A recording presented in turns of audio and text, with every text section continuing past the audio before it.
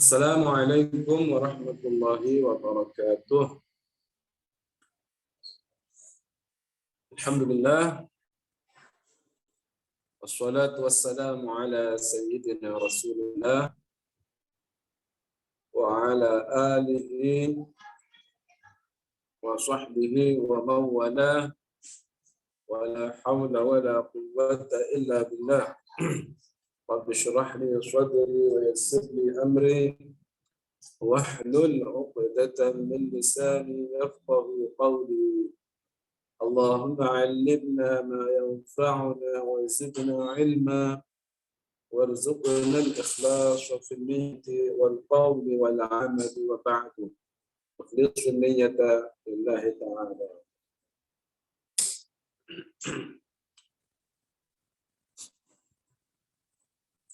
Ikhwani wa akhwati fillah, para jamaah, para peserta kajian, baik yang online maupun yang offline, yang dirahmati Allah. Alhamdulillah, kita bersyukur kepada Allah Subhanahu wa Ta'ala. Dalam kesempatan ini kita masih bisa melaksanakan kajian rutin kita dalam kitab Matan Abi Syuja' yang insya Allah dalam kesempatan ini kita masih akan membahas hal yang berkaitan dengan ahkamun nikah.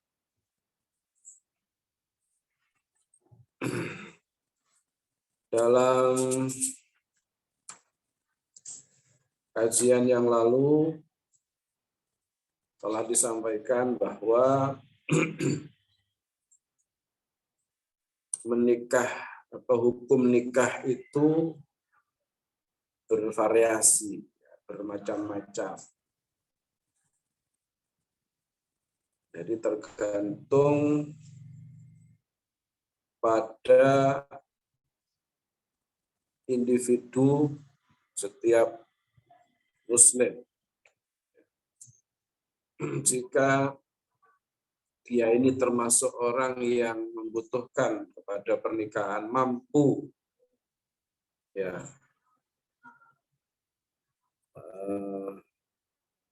dia butuh nikah dan mampu,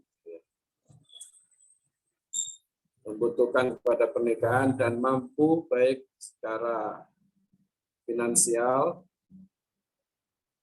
dalam hal ini al-uhab, ya, ongkos, atau kemampuan secara fisik,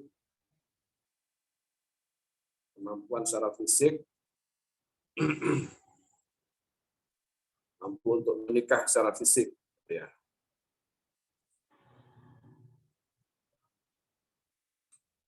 Jadi kalau dia ini mampu secara fisik, kemudian disertai kemampuan secara ongkosnya, maka hukumnya bagi dia ini sunnah. Adapun yang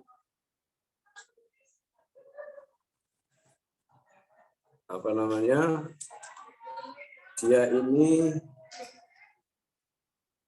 ingin nikah, dia ini yahtaj ila nikah,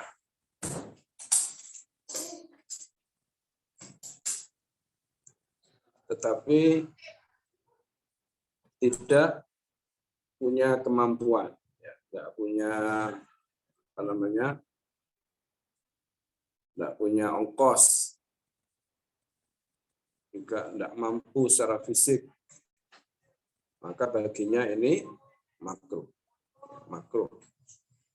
Adapun orang yang tidak butuh nikah, dia juga tidak punya ongkos untuk menikah, berarti saya ulangi lagi ya.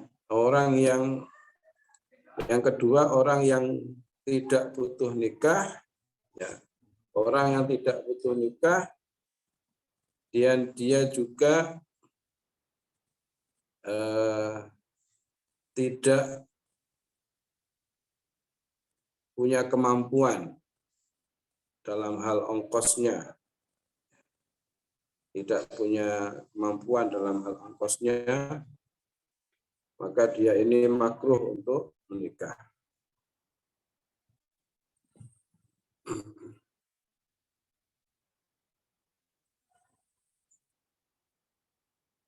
Adapun orang yang tidak membutuhkan nikah, tapi dia punya ongkos, maka yang lebih utama bagi dia ini konsentrasi pada ibadah, menyibukkan diri dengan ibadah.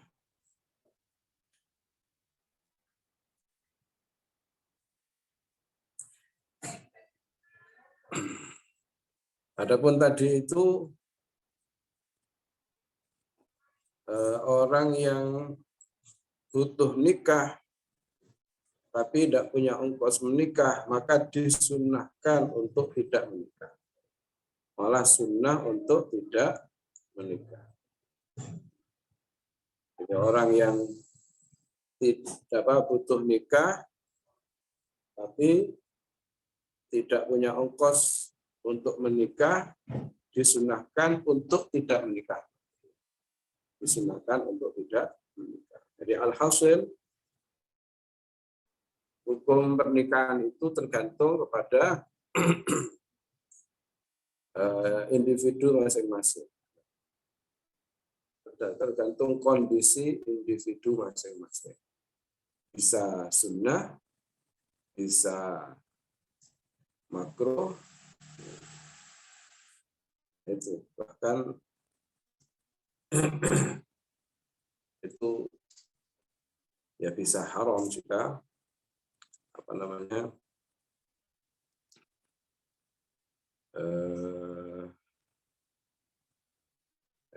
jika tadi tidak sunnah tadi ya, masuk pada tidak sunnah.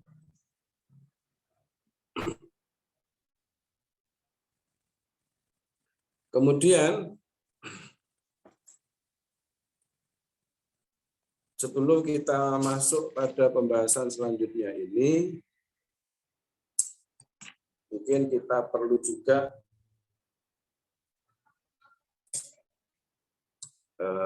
atau perlu disampaikan juga ya hal-hal yang berkaitan dengan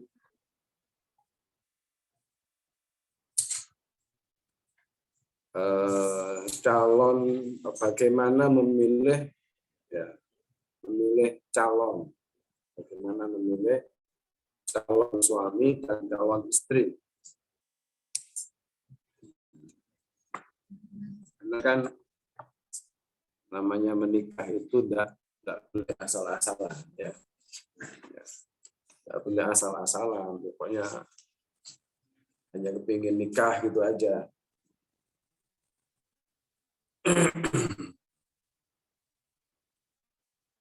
Jadi kan menikah itu bukan hanya sekedar, kemarin saya sampaikan, bukan sekedar nuruti nafsu, bukan hanya sekedar kita itu menyalurkan hasrat syahwat kita, bukan hanya sekedar itu. Tapi ada tujuan-tujuan yang lebih dari itu. Bagaimana dijelaskan pada pertemuan yang lalu. Makanya kita perlu untuk mempersiapkan diri, dan diantaranya itu kan kita juga perlu memilah-milah siapa yang memilih dan memilah, ya, siapa yang layak ya, untuk kita jadikan sebagai pendamping kita.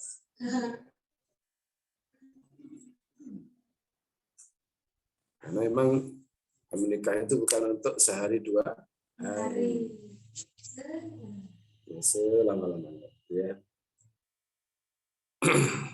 Nah, di dalam syariat Islam ada beberapa kriteria yang harus diperhatikan bagi seseorang yang ingin menikah. Kriteria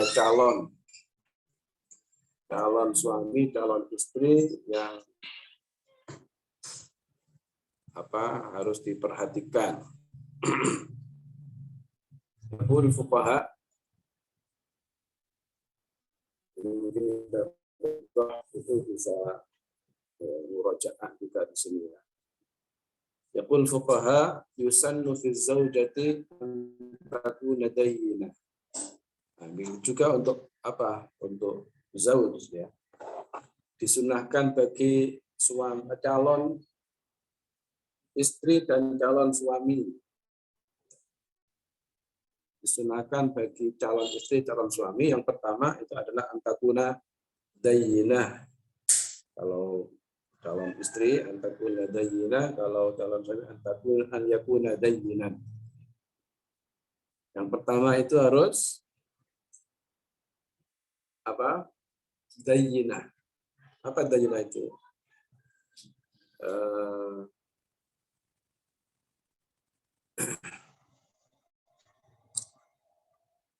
Agamanya kuat lah seperti itu ya.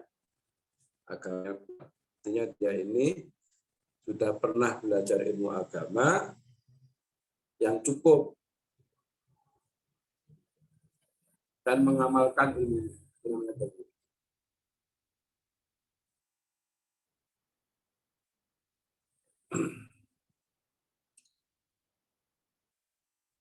Sesuai dengan yang disabdakan Rasulullah Shallallahu Alaihi Wasallam, "Tunkahul mar'atu bi'arba'in." Wanita itu dinikahi karena 4 hal.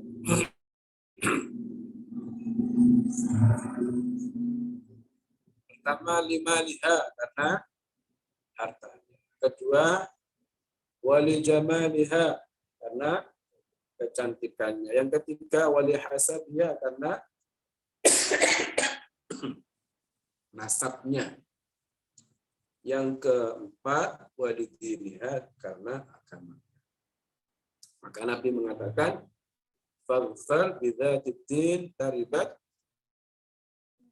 yadak." Maka pilihlah yang dzatid din. Dzatid din yang punya agama, punya yang karena agamanya. Inilah wanita yang dayyinah, yang berilmu dan mengamalkan ilmunya. Taribat yadak. Taribat yadak itu asalnya kan, makna asalnya itu taribat dari debu yang menempel di tangan. Taribat yadak. Debu itu akan menempel di tangan. Artinya berarti wanita yang kamu pilih karena agamanya itu, maka itu akan membuat kamu bahagia. Ya. Akan berdampak positif dalam pernikahan kita, pernikahan kalian. Karena kalau orang menikah itu hanya karena hartanya, harta itu akan habis. Harta itu tidak bisa menjamin seseorang itu bisa bahagia. Karena kebahagiaan itu tidak diukur dengan harta yang banyak, harta yang berlimpah. Bisa jadi kalau seseorang itu menikahi seorang wanita karena hartanya, bisa jadi dia ini akan jadi jongos. Ya, bisa akan jadi jongos. Apa jongos itu? Bersuruh. Apalagi dia ini orang yang tidak punya. Sementara calon istrinya itu orang kaya, beruang. Maka dia ini nggak punya harga diri, ya bisa jadi isu kemana-mana ke tanah tinggi, karena dia nggak punya kekuasaan. Nah, kalau karena hartanya, maka ketika hartanya habis itu ya sudah, cintanya itu bisa hilang, bahkan bisa akan timbul masalah dalam keluarga jika karena uang. Jika uang tidak ada, sudah pasti akan jadi masalah. Kalau karena kecantikan juga tidak akan abadi, tidak lama. Ya. Lama. Maka coba tanya itu sama mereka yang sudah berkeluarga. Itu kecantikan, ketampanan itu sudah nomor sekian. Mungkin di awal-awalnya, di awal-awal itu orang itu mungkin yang dilihat adalah ini tampan apa cantik. Tapi ketika sudah berlalu, sudah pernikahannya sudah berlalu sekian bulan, sekian ini, maka itu sudah bukan perhatian utama lagi. Kecantikan dan bukan apa namanya yang utama lagi.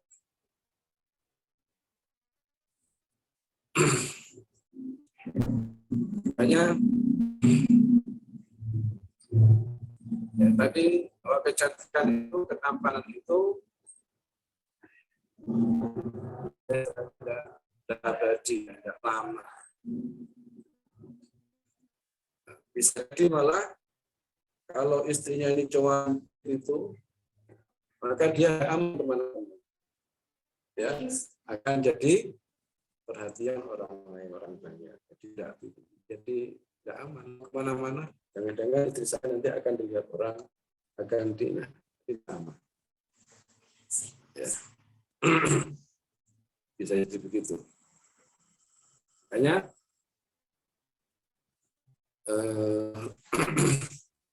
dan bisa jadi kalau istrinya ini adalah cantik, dia biasa-biasa, ya nanti akan timbul apa? Dia nanti akan melirik orang lain, maka dia akan sakit hati yang luar biasa nanti. Makanya janganlah kecantikan itu jangan menjadi yang utama dalam bentuk pernikahan. Walihasabiha, nasab juga begitu. Nasab ini tidak bisa menjadi ukuran dalam suatu kebahagiaan. Kalau agama menjadi ukuran yang menjadi apa istilahnya, sebab dia memilih calon istri, calon suami karena agamanya ini, maka insya Allah sesuai dengan sabda Nabi itu akan memberikan kebahagiaan ya baik dunia maupun akhirat. Sekarang apa gunanya dia ini kaya, cantik, keturunan, punya nasab yang tinggi misalnya, tapi dia nggak ngerti agama sama sekali. Mau dibuat apa dia? Ya, sholat tak tahu, tata cara sholat tak tahu, cara wudhu aja tak tahu. Oh ini tak tahu, ngah-ngoh, awalnya pas ngah-ngoh ya. Hanya ya cantik ya, harta ya, tidak berilmu misalnya. Dan kasihan juga nanti. Makanya Nabi itu sangat menganjurkan agar supaya memilih calon suami, calon istri itu yang beragama. Beragama ini maksudnya apa tadi? Ya berilmu dan mengamalkan ilmunya. Ya.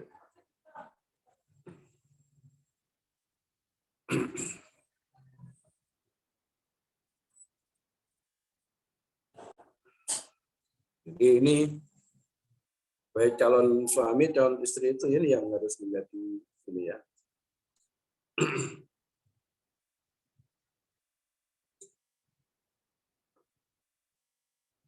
Apa itu calon yang paling unggul?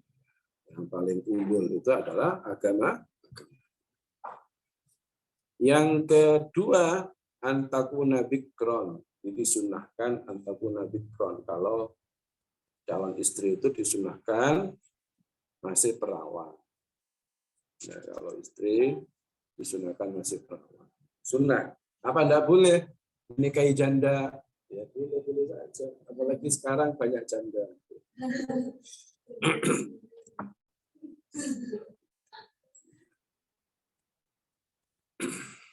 Jadi boleh. Jadi menikahi perawan itu lebih utama dari menikahi yang sudah janda. Tapi yang enggak apa-apa. Kalau janda lebih berpengalaman.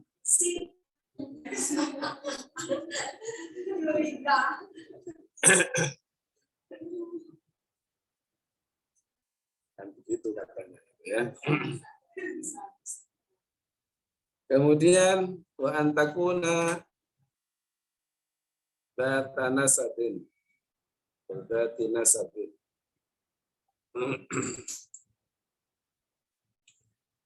Jadi anjurkan yang punya nasab. Maksudnya itu memiliki nasab, maksudnya gimana? Nasabnya jelas, punya ayah, ya. Ayahnya itu jelas, itu namanya punya nasab. Makanya menikahi anak zina itu makruh hukum. Karena apa? Nasabnya tidak jelas. Nasabnya tidak jelas.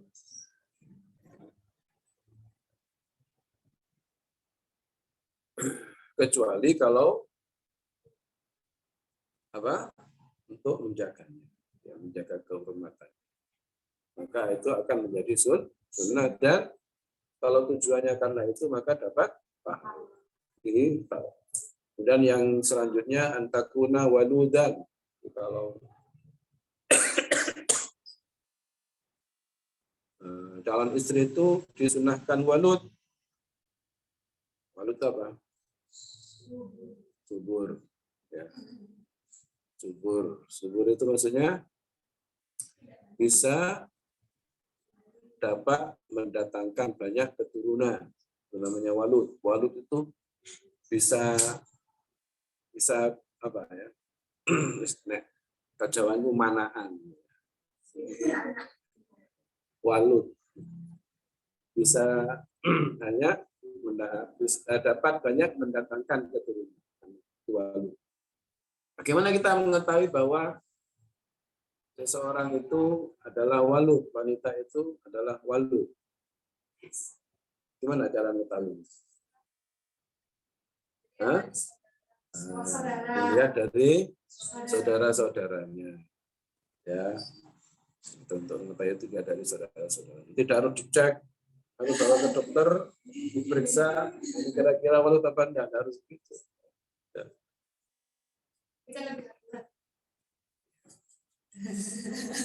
Apa bisa begitu kan? Pada menikah harus gitu dulu, ya. Mau apa enggak? Ya. Kemudian juga harus wadud. Wadud itu apa? Sikapnya apa, penyayang. Wanita itu penyayang.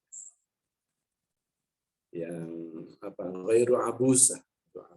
Apa ghairu abusa? Enggak apa namanya? Wajahnya itu enggak merengut tok gitu. Jadi itu sumeh, ceria gitu ya. Dari istri itu yang gitu. Kalau punya istri itu merengut, judes, waduh. Bisa jadi makan hati nanti itu ya. Akan tertekan terus itu.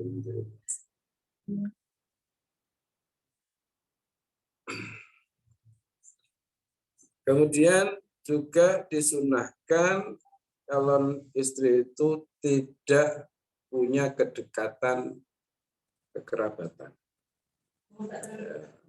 Enggak terlalu dekat hubungan kekerabatan. Boleh kita menikah dengan sepupu itu boleh. Ya, tapi hukumnya apa? Makruh. Kenapa makruh? Karena terlalu dekat. Karena sepupu itu anaknya paman. Ya. Tapi sah, boleh. Sah. Makanya Sayyidina Ali itu dapat siapa Sayyidina Ali? Sayyidah Fatimah. Sayyidah Fatimah itu hubungannya dengan Sayyidina Ali apa? Hah? Sayyidina Ali itu keponakan. Oh, itu ya kalau Sayyidina Ali ya keponakannya.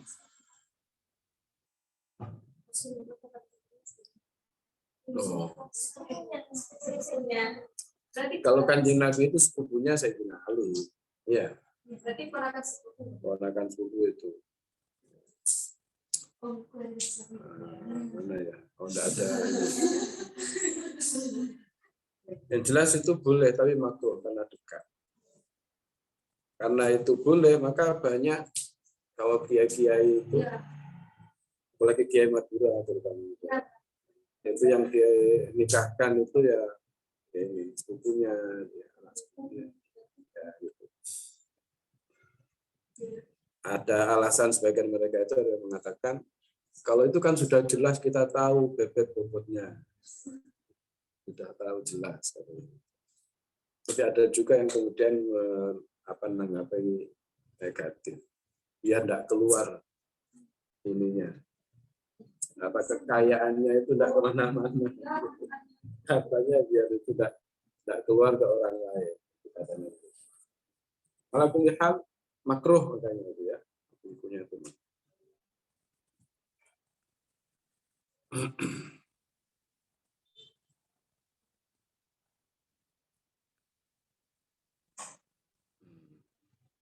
Sepupu tadi apa? Sepupu itu anak.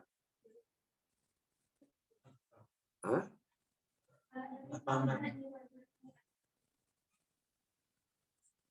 Iya, anaknya paman ya. Iya. Kalau sudah anaknya paman, du popo. Dua pupu. Mendoan. Kalau bahasa Indonesia enggak dua pupu. Apa bahasa Indonesia ini?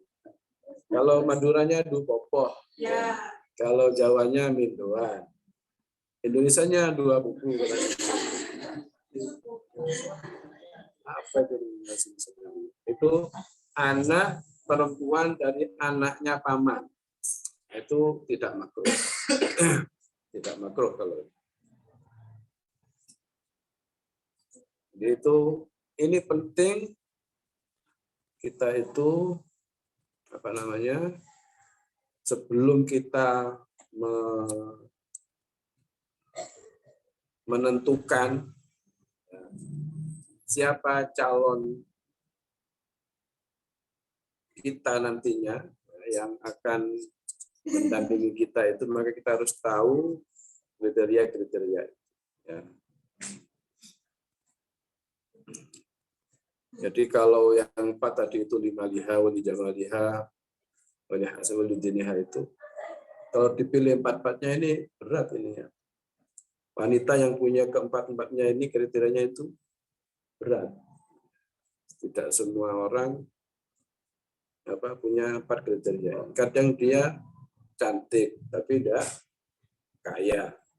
Cantik tidak kaya, apalagi tidak punya nasab, ya tidak beragama, hanya cantik toh. Yopo. Kadang dia ini punya harta tidak cantik. Sudah dia punya harta tidak cantik, tidak beragama, tidak punya nasab. Hanya harta toh. Ya hanya untuk kesenangan semata. Ya. Kalau orang menikah itu biasanya itu hanya untuk kesenangan sementara. Hanya hati-hati wanita. Oke, selanjutnya yaqul mu'allif rahimahullah wa nadharu ar-rajuli ila al-mar'ati ala sab'ati adrubin.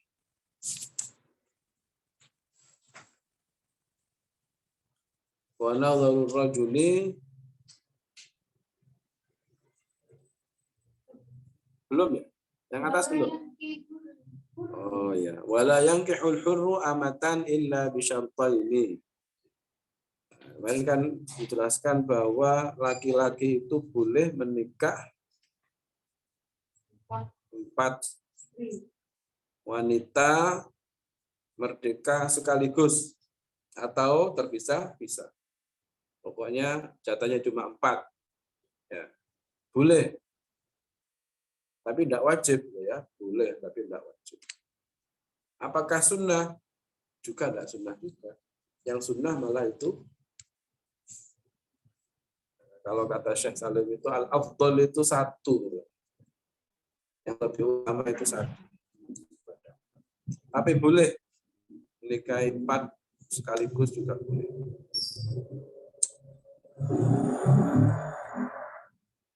Untuk hamba sahaya itu hanya maksimal 2. Kemudian wala yankihul hurru, wala yankihu, dan tidak boleh menikahi siapa al-hurru.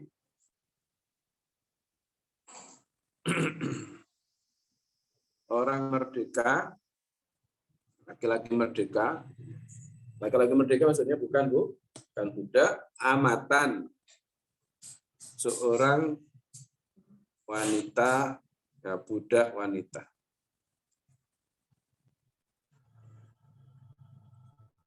Seorang laki-laki merdeka tidak boleh menikahi budak perempuan, amah. Budak perempuan yang bukan miliknya ya, maksudnya budak perempuan milik orang lain. Boleh, sebenarnya laki-laki itu boleh menikahi orang merdeka, itu boleh menikahi budak, tapi ada syaratnya. Apa syaratnya? Kalau seperti dalam kitab ini ada 2, illa bisyartaini, dengan 2 syarat. Ada lagi, ada syarat yang lain sebenarnya, bukannya 2, yang disebutkan. Di dalam kitab ada 2 syarat. Pertama, adamu sadaqil hurrati. Tidak adanya mahar wanita merdeka.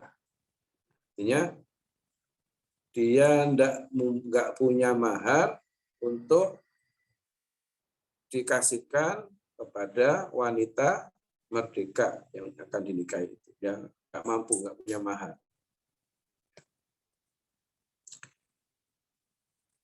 Makanya jangan mahal-mahal.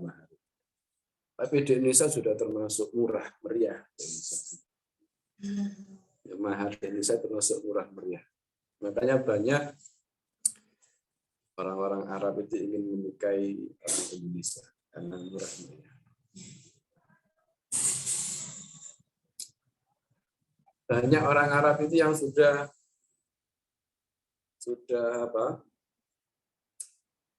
berumur ya, berumur itu yang 40 ke atas, gitu.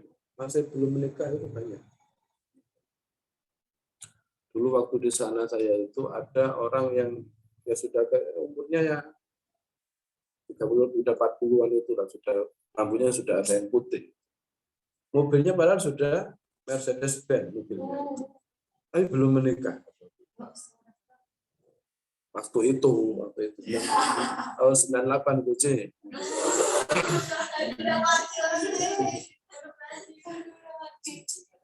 Waktu itu sekarang sudah kakek-kakek sudah. Kenapa kok sampai banyak yang sampai berumur itu belum menikah? Karena mahar di sana mahal sekali. Mahal. Harus menyediakan ini juga. Sampai kita harus menyediakan rumah dan perangkatnya. rumah dan perangkatnya. Nah, kalau harus menyiapkan rumah dan perangkatnya itu ya, kalau enggak bukan orang kaya kan, yang hanya kontraktor saja kan enggak bisa. Nanti kontraktor. Hah? Ya, hanya kontrak saja bisanya. Hanya bisa kontrak rumah, enggak kuat bikin rumah, enggak kuat di rumah, hanya kuatnya kontrak rumah, ya susah itu. Kalau di Indonesia ini masih banyak kontraktor, ya oke lah.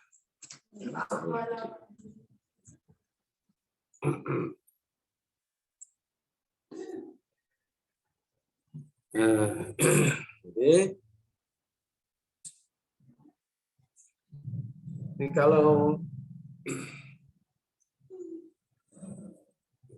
kalau dia ini memang tidak punya mahar untuk menikahi seorang wanita yang merdeka, maka dia boleh menikahi amah. Menikahi amah. Amah itu budak. Yang kedua, wa khauful anad. Yang kedua ini takut terjerumus dalam berzina. Kalau anak berzina, takut zina. Takut terjerumus dalam perzinahan. Kalau sampai dia enggak menikah, maka dia dalam berzina. Tapi ditambah lagi antakuna muslimah. Ditambah satu lagi, itu harus muslimah. Jadi amahnya dia harus muslimah. Maka tidak boleh menikahi wanita kitabiah. Tidak boleh, meskipun kitabiah tidak boleh. Padahal kan sebenarnya muslim itu boleh menikah dengan wanita kitabiah. Muslim boleh menikah dengan wanita kitabiah. Tapi kalau amahnya ini yang kitabiah tidak boleh, harus muslimah. Jadi ada 2 syarat tambah 1. Jadi karena tidak bisa membayar mahar, tidak punya mahar, kemudian takut zina, dan syaratnya amahnya harus muslimah.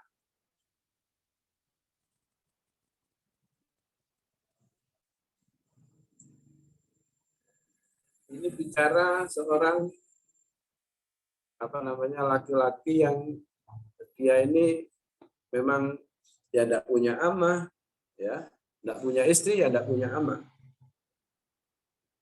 Kalau misalnya dia ini sudah punya amah meskipun tidak punya istri, kan amah itu boleh digauli dalam hukum Islam, ya. Amah itu boleh digauli, tidak harus dinikahi, tidak harus pakai akad nikah.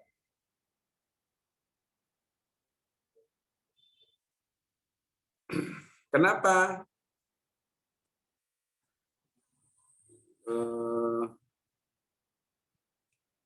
harus memenuhi syarat-syarat ini? Amah itu harus boleh dinikahi oleh seorang lelaki merdeka, itu boleh dinikahi dengan syarat-syarat ini.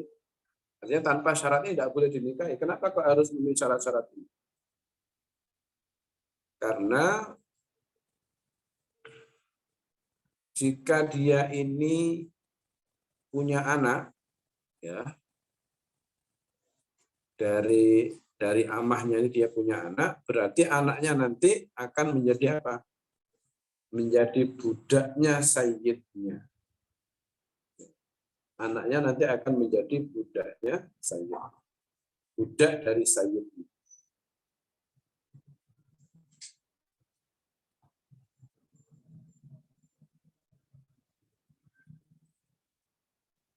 Kalau enggak muslimah, ya maka akan apa?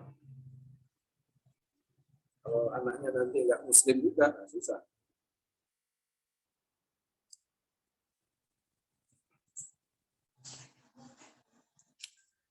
Kemudian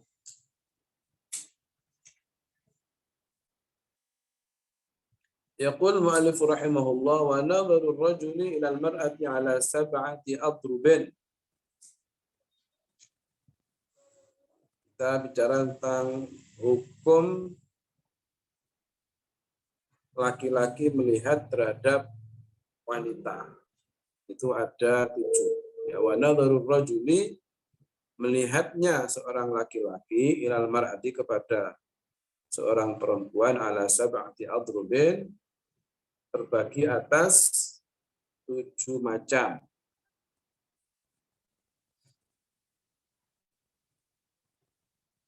Jadi hukum seorang laki-laki melihat kepada seorang wanita itu ada 7 macam hukum. Yang pertama, ahaduha, salah satunya, nadharuhu ila ajnabiyatin li ghairi hajatin fa ghairu jaizin. Pertama, nadharuhu, melihatnya seorang laki-laki ila ajnabiyatin kepada wanita ajnabi. Wanita ajnabi itu maksudnya siapa? Wanita yang bukan mahramnya. Ya, wanita ajnabi. Bi ghairi hajatin, tanpa keperluan. Wa ghairu jaizin, maka tidak boleh.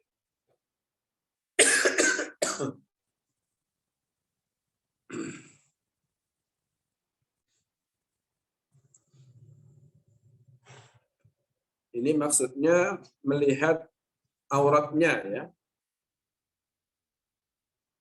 Jadi seorang laki-laki tidak boleh melihat aurat wanita yang bukan mahramnya tanpa keperluan. Seorang laki-laki tidak boleh melihat aurat wanita yang bukan mahramnya tanpa keperluan.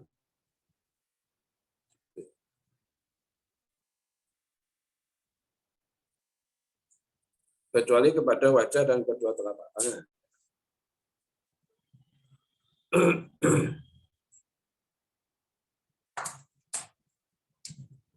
Nah, sekarang kalau kita bicara tentang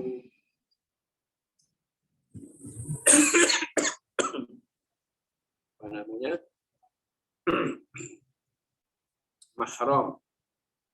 Yang disebut mahram itu apa? Siapa mahram? Yang tidak boleh dinikahi. Aman haruma nikahu ala ta'bid. Mahram itu adalah wanita yang tidak boleh dinikahi selama-lamanya, ala ta'bid. Itu namanya mahram. Baik itu karena sebab nasab atau karena sesusuan atau karena pernikahan. Ya, musyawarah, hubungan pernikahan. Karena nasab. Karena nasab, ya seperti siapa? Ya kakaknya, adiknya, itu karena nasab.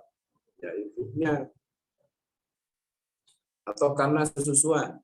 Saudara sesusuan. Ibu sesusuan. Itu sesusuannya. Maka termasuk mahram ala ta'bid ini selama-lamanya. Au musyawarah, atau karena hubungan pernikahan. Misalnya siapa? Mertuanya. Itu musyawarah, karena musyawarah.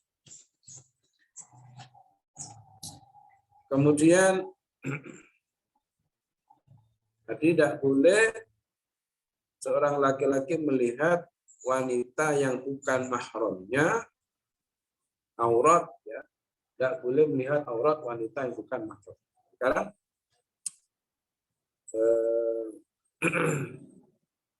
wanita, aurat wanita yang bukan mahramnya.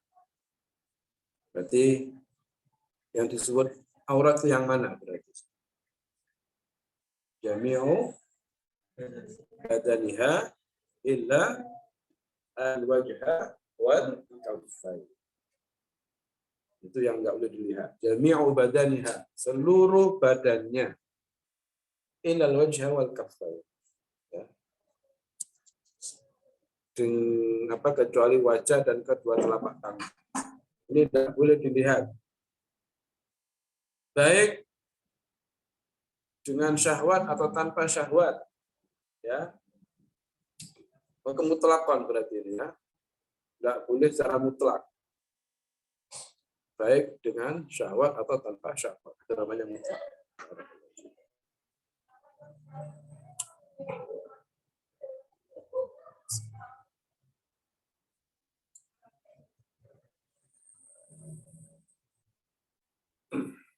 Berarti rambut masuk aurat bukan?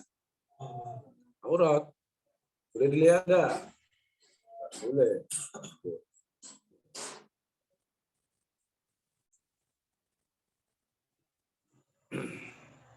Wajah itu mana bagian wajah? Kan seluruh anggota tubuhnya kecuali wajah dan kedua telapak tangan. Wajah berarti bukan aurat, kedua telapak tangan berarti bukan aurat. Selain itu berarti aurat. Auratnya ini tidak boleh diperlihatkan dan laki-laki tidak boleh melihatnya. Ya.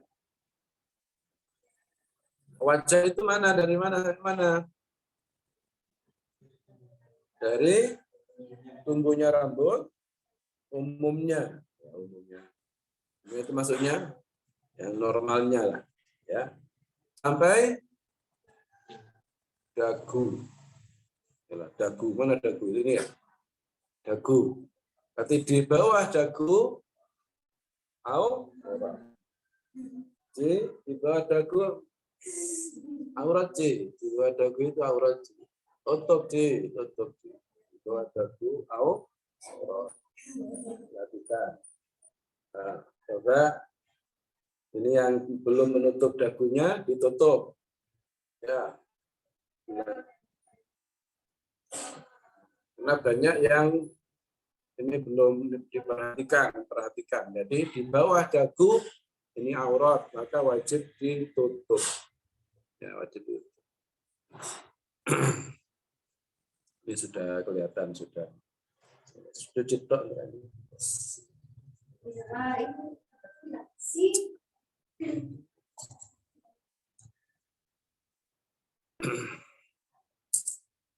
Kalau tangan, yang disebut tangan itu mana? Mulai dari pergelangan tangan. Pergelangan tangan ini, mulai pergelangan tangan sampai ujung jari ini ya, ini disebut tangan. Baik dalam maupun luar, ini masuk tangan. Maka ini boleh diperlihatkan karena bukan Kalau karena wajah itu dan tangan bukan aurat, maka boleh diperlihatkan dan boleh juga dilihat. Tapi syaratnya apa? Bighairi syahwat. Tanpa syahwat. Kalau namanya aurat tidak boleh diperlihatkan, tidak boleh dilihat secara mutlak, baik dengan syahwat maupun tanpa syahwat. Jadi jangan kemudian mengatakan lihat aurat wanita enggak syahwat. Ya. Dia sudah biasa katanya. Pada sebagian ini sudah biasa karena sudah tiap hari sudah ya begitu pakaiannya sudah buka-bukaan gitu, enggak syahwat katanya. Maka meskipun enggak syahwat tetap hukumnya haram. Enggak boleh dilihat. Kenapa, Ji? Karena aurat.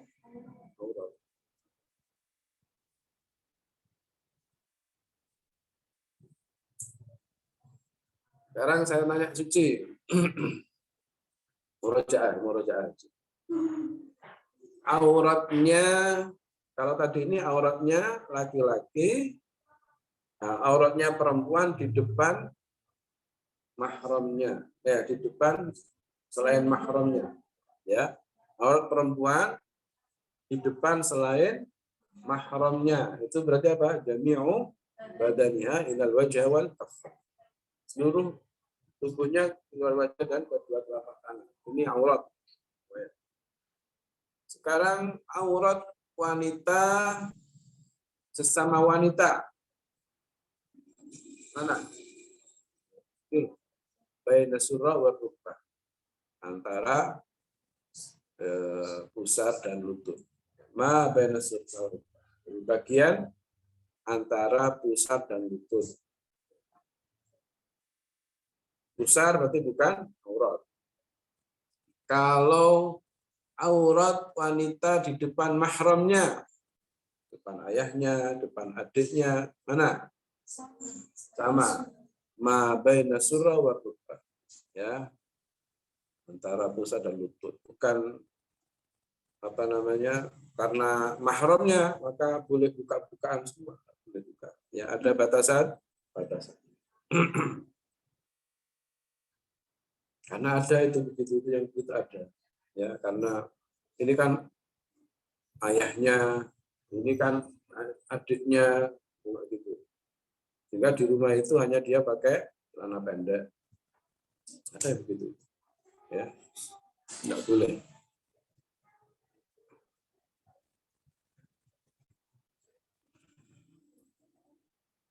Begitu juga ini ya, kalau anak kecil,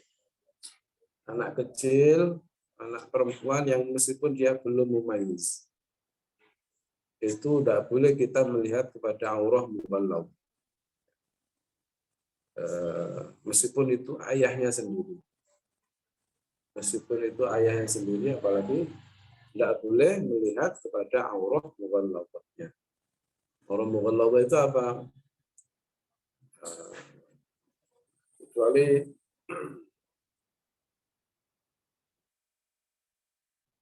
aurah mughallaghah itu ya itu apa namanya? Kelaminnya itu namanya aurah mughallaghah. Tidak boleh.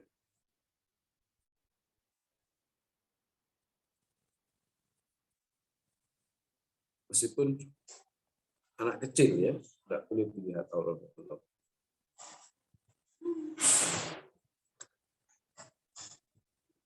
Kemudian aurat sesama jenis, perempuan, laki-laki sama laki-laki. Sama tadi apa?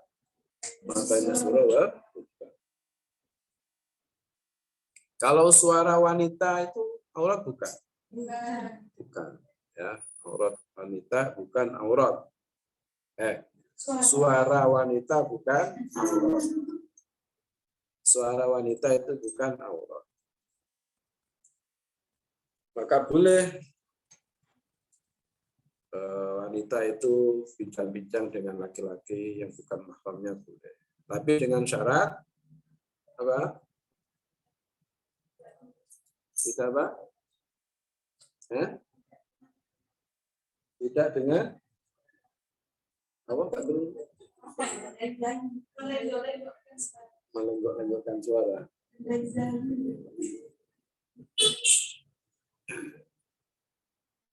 Pokoknya itulah, jangan sampai membangkitkan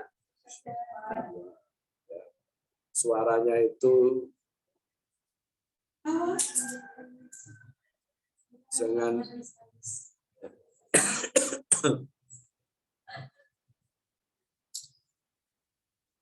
pas. Jadi kalau ngomongnya itu yang tegas gitu kalau ngomong sama cowok. Jangan gregetan nanti cowok ini. Makanya harus tegas kalau wanita ngomong itu sama laki-laki. Kemudian yang kedua, wasani nadharuhu ila zaujatihi aw amatihi fayajuzu an yanzura ila ma'atal farjin. Wasani kedua, nadharuhu melihatnya laki-laki ila zaujatihi kepada istrinya. Maksudnya pada aurat istrinya. Aw amatihi atau amahnya, budak perempuannya. Fayajuzu. Maka boleh. Kalau istrinya, budak perempuannya, amahnya, maka boleh melihat semuanya boleh. Maka kalau sini fayajuzu maka boleh apaan yang dorong melihat siapa rajul ilama kepada anggota tubuh ada selain al-farji farjinya minhuma dari keduanya. Ini menurut satu qaul. Dan qaul ini termasuk qaulun dhaif. Ya. Ini menurut satu qaul dalam mazhab Syafi'i. Tapi qaulnya qaul dhaif. Apa qaulnya yang dhaif ini?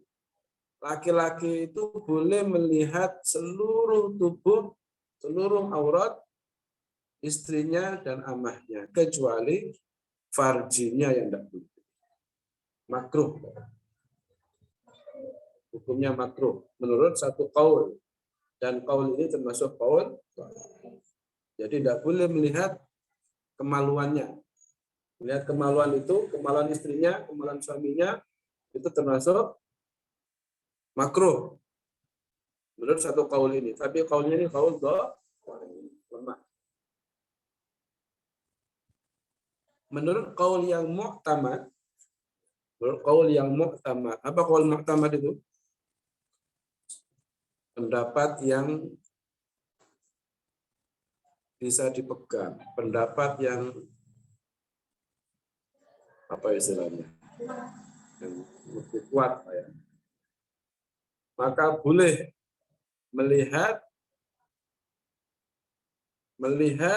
memegang, ya, setiap bagian tubuh istrinya atau suaminya.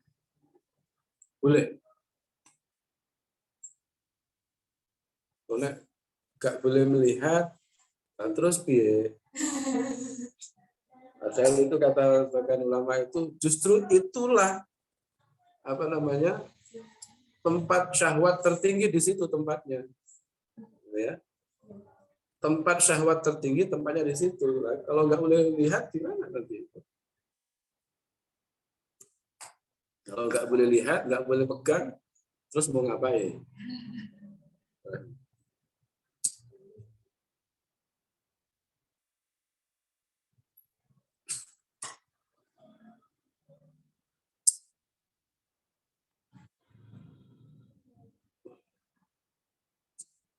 Adapun pendapat yang mengatakan bahwa barang siapa yang melihat kemaluannya istrinya, suaminya itu bisa mengakibatkan kebutaan. Itu pendapat yang tidak benar. Ghairu sahih. Ya. Kebutaan siapa? Ya, kalau Sri Mulyani bisa buta yang lihatnya itu. Nggak sahih itu, nyatanya tidak ada masalah. Ya, boleh ya. Tidak ada masalah, itu boleh.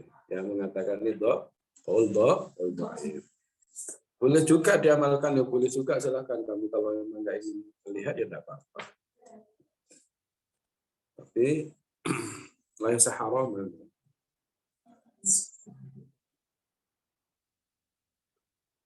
Jadi melihat juga memegang boleh.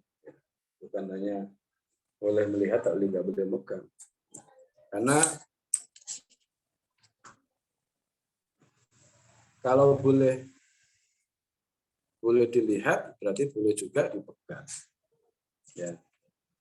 Sebaliknya kalau haram dilihat berarti juga haram dipegang. Ya, itu kaidah. Kalau haram dipegang berarti haram kalau haram dilihat, haram dipegang. Ya. Halal dilihat berarti halal dipegang. Adapun kalau kebalikannya, kalau ini tidak mutlak begitu. Jadi kalau kaidahnya mengatakan kalau haram dilihat berarti haram juga dipegang. Tapi tidak berlaku sebaliknya. Tidak mutlak. Artinya tidak berarti kemudian kalau haram dipegang berarti haram dilihat. Tidak mutlak begitu. Ya. Tapi kalau haram dilihat berarti juga haram dipegang.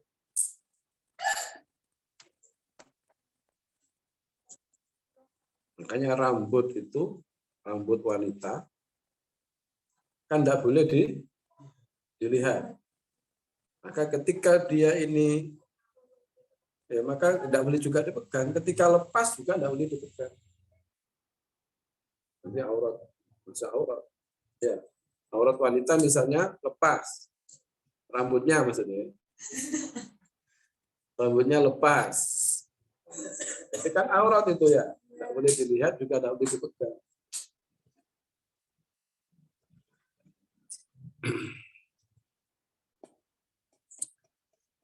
Jam biru sudah.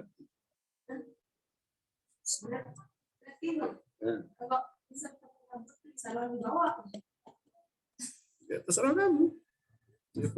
Kalau nggak ingin dilihat lelaki yang bukan mahramnya ya mau dipendam di situ.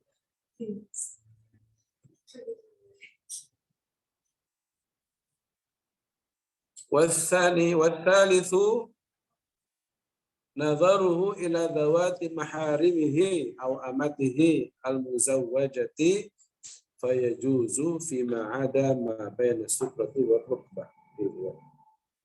Yang ketiga, nazaruhu melihatnya seorang laki-laki ila dhawati maharimihi kepada wanita-wanita yang wanita-wanita mahramnya.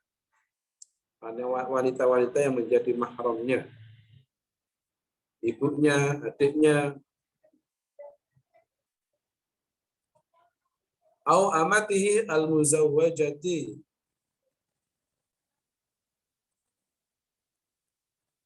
atau amahnya, al-muzawwajati yang dinikahkan, yang sudah dinikahkan. Dinikahkan. Kalau amahnya itu amahnya sendiri itu kan halal. Halal boleh dilihat seluruh tubuhnya, boleh dilihat ya boleh kan? Kalau amahnya sendiri yang halal baginya. Tapi kalau sudah dinikahkan pada orang lain, muzawajah maksudnya itu dinikahkan, sudah dinikahkan pada orang lain, maka tidak boleh dia melihat seluruh tubuhnya lagi. Hanya boleh apa? Fayajuzu fima ada ma baina surbati wa rukbati. Fayajuzu maka boleh apa nadharuhu ya. Fima pada sesuatu atau anggota tubuh ada selain ma baina surrah anggota tubuh baina surrati antara pusar wa rukbati dan lutut. Jadi kalau sesama mahram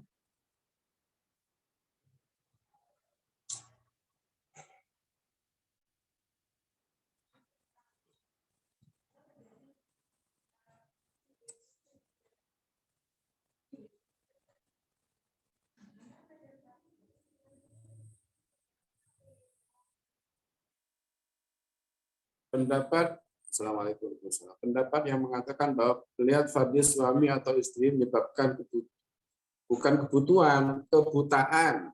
Ya, kebutuhan. Menyebabkan kebutaan, bukan kebutuhan. Ini status pendapat ini lemahnya atau salah. Ghairu sahih, kata Syekh Salim, dia mengatakan pendapat ini tidak benar. Pendapat ini tidak benar. Ya, kebutaan, salah tulis ya. Maksudnya kebutaan. Ya. Pendapat ini tidak benar. Ghairu sahih. Tidak benar. Jadi yang ketiga ini berarti laki-laki boleh melihat aurat mahramnya. Mahramnya dan siapa? Ibunya, adiknya. Pokoknya tadi ya, bisa nasab atau rodok atau musaharah tadi ya. Berarti hanya boleh apa? Yang boleh melihat auratnya kecuali ma baina surah wa rukbah. Itu yang enggak tidak boleh. Berarti di atas pusar boleh, di bawah lutut boleh. Ya, tidak haram maksudnya. Juga dengan amahnya, ini boleh melihat seluruh tubuhnya kecuali ma baina surah wal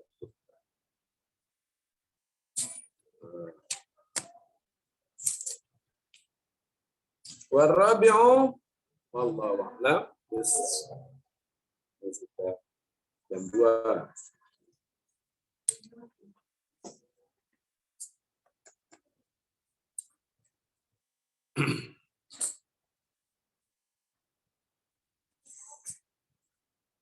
Mungkin itu untuk pertemuan kita kali ini, kita cukupkan sampai di sini. Terima kasih atas perhatian semuanya. Kita tutup dengan tahlil selawat seperti biasa. La ilaha illallah. La ilaha illallah.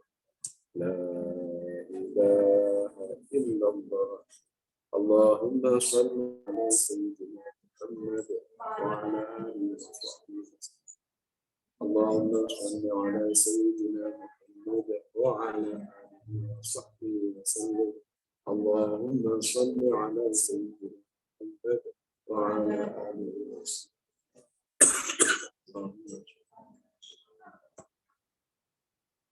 Rabbi ighfirli wa liwalidayya.